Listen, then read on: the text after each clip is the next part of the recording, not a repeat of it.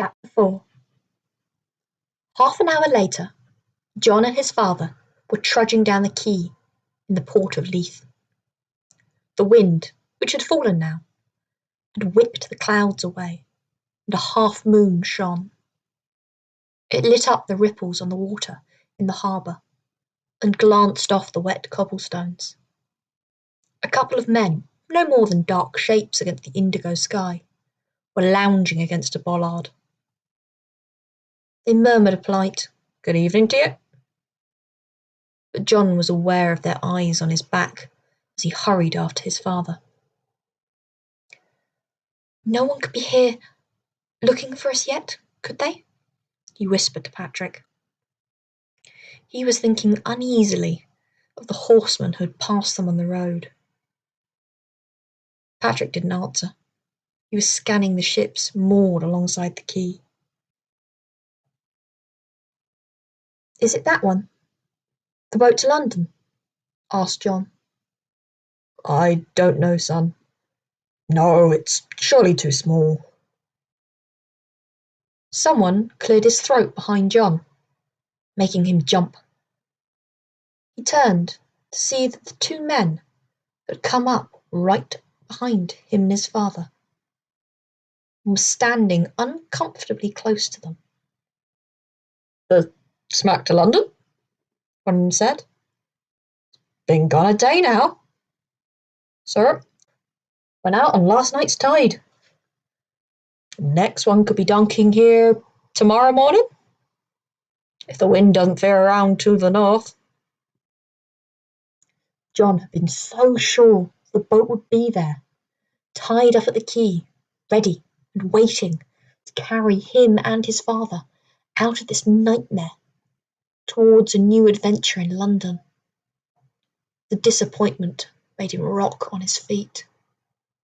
"What are we going to do now, father?" he cried out sharply. In the dim night, he could see that Patrick was biting his lower lip. Well, Patrick said, setting the chest down on the cobbles. "So there's no chance of leaving until tomorrow? At the earliest day?" "None at all," said the shorter man, with a strange eagerness. "And it's a bed you're needing, and a drink inside you," the other said. His heartiness sounded a little forced, but his words made so much sense that Patrick couldn't help nodding. "The King's Walk Tavern," the larger man went on. He pointed towards a set of windows in the row of houses behind the quay, from which a warm yellow light was streaming.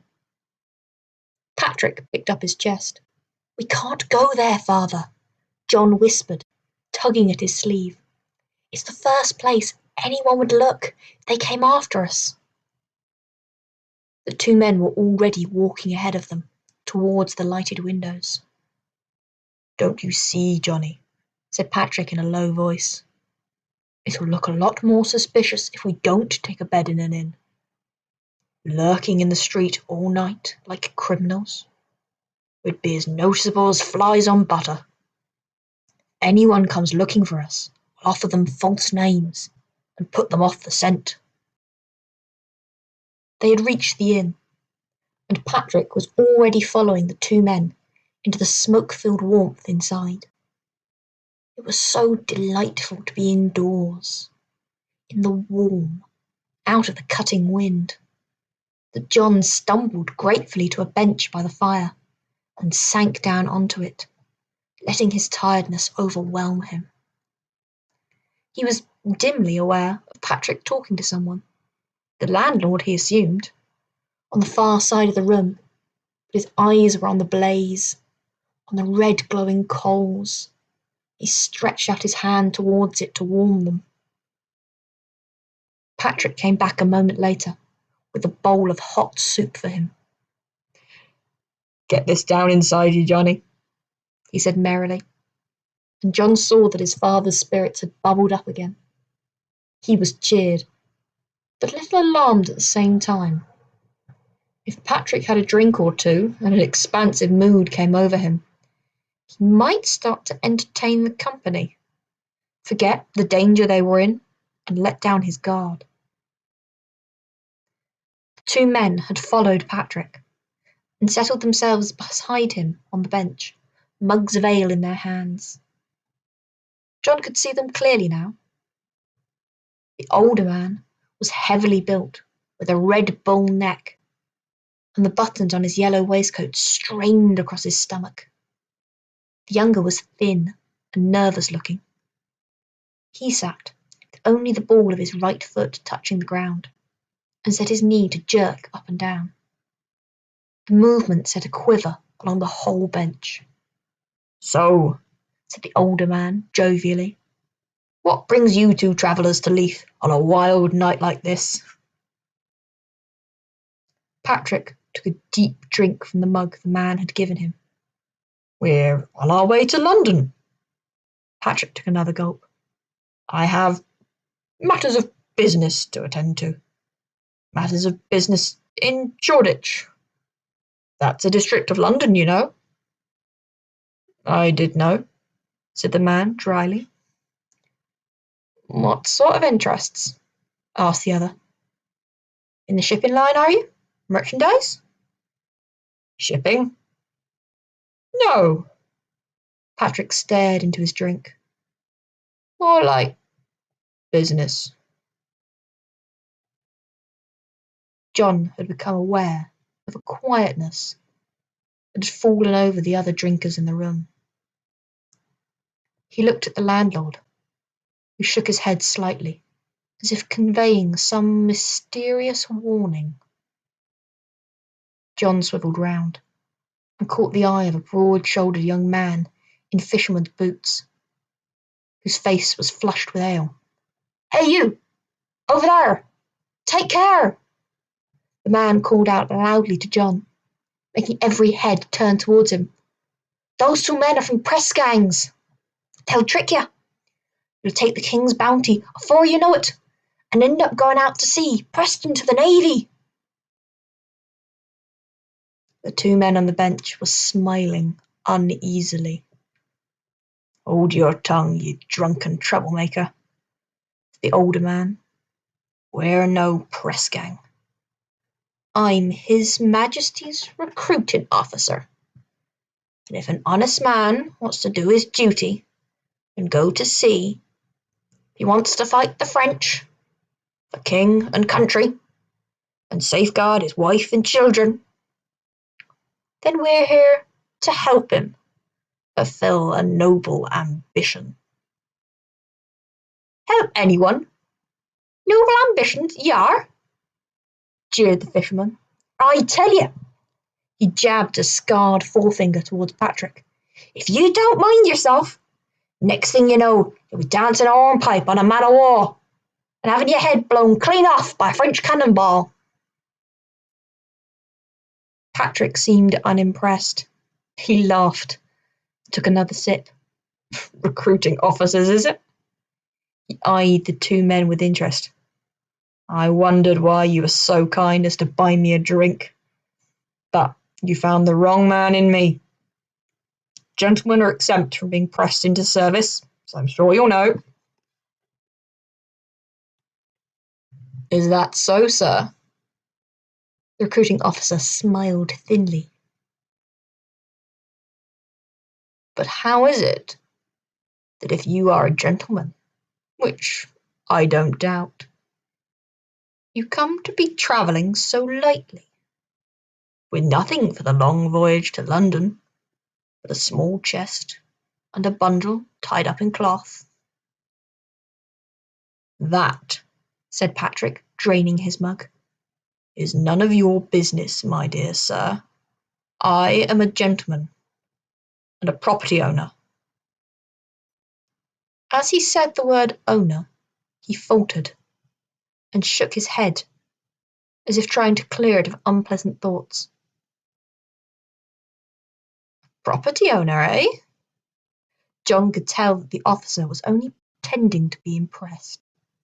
His uneasiness grew. "And where might this property of yours be situated?" Dundee, said Patrick, plucking a name at random out of the air. My estate. But John's gasp of horror silenced him. Patrick looked down at John's whitened face and followed his eyes across to the door. A tall, thin man, followed by two others, was standing in the doorway, removing his hat to reveal a head of dark red hair. It's Mr. Naismith's friend! Father, it's Mr. Creech! John whispered faintly. Mr. Creech had spotted Patrick at once.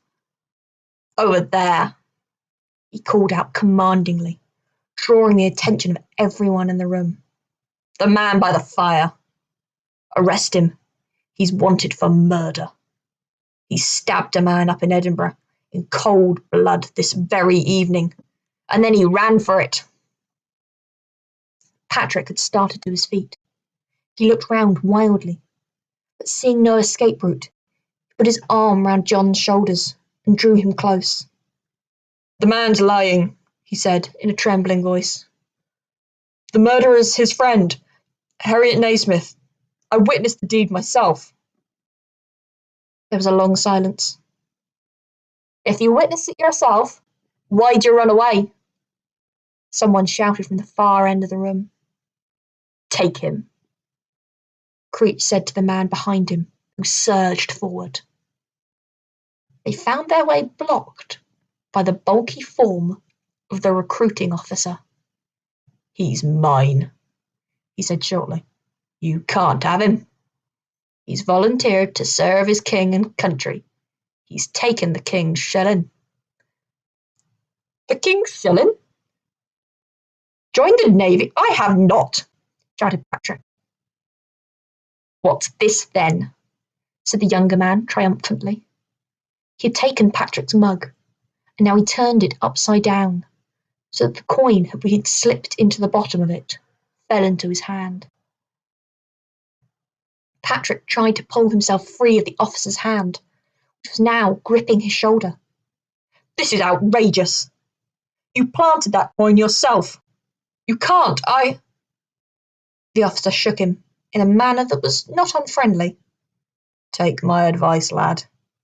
A career in His Majesty's Navy, even for a gentleman like yourself, is better for your health than a dungeon in the Tolbooth. Take him out, Daniel. Before John could understand what was happening, his father was being bundled out through the door of the inn, with the officer, who picked up his chest, hurrying after him. Father! Screamed John. He scrabbled on the floor for the bundle and satchel and darted after them. Before he could reach the door, he felt a hand tugging at the satchel. Mr. Creech was trying to wrench it off his shoulders. The documents, Mr. Creech was saying. Your cheat of a father hasn't handed over all the documents. Give them to me. Get away from me, yelled John at the top of his voice. He lashed out with his foot. The tip of his boot caught Mr. Creech's shin with a satisfying crack, and the man yelped and let go of the satchel strap. A second later, John was out of the inn, running after his father and the recruiting officer, who were already halfway down the harbour stair, about to step into a small boat moored into a ring in the dank, slippery wall. Let me go, Patrick was shouting. I can't leave my son. Get your hands off me. But the rope had already been untied. It had splashed down into the water, and the gap between the boat and the harbour wall was widening as the younger man vigorously worked the oars. Johnny, go to London, Patrick was calling out. There's enough money in the satchel. Your cousin's name is Sarah Dawes, Mrs. Dawes in Shoreditch. Find her. Behind him, John could hear feet in the cobblestones. Bring my father back, he shrieked out across the water. I'll go into the Navy with him. I'm volunteering. Take me too. He heard a laugh from the boat, and the splashing stopped. The oarsman was turning it now, coming back towards the steps. It hadn't quite reached them when John heard voices at the top. He's down there. Get the satchel off him. he heard Mr. Creech call out. With a flying leap, John jumped across the expanse of water into his father's arms, almost knocking him over the side and making the boat rock violently. "Careful, lad. You'll have us over," growled the officer. Then he laughed. "Two for the price of one, eh? Nice work tonight, Daniel. Row for the receiving ship as fast as you can. 4 old copperlocks up there comes after us."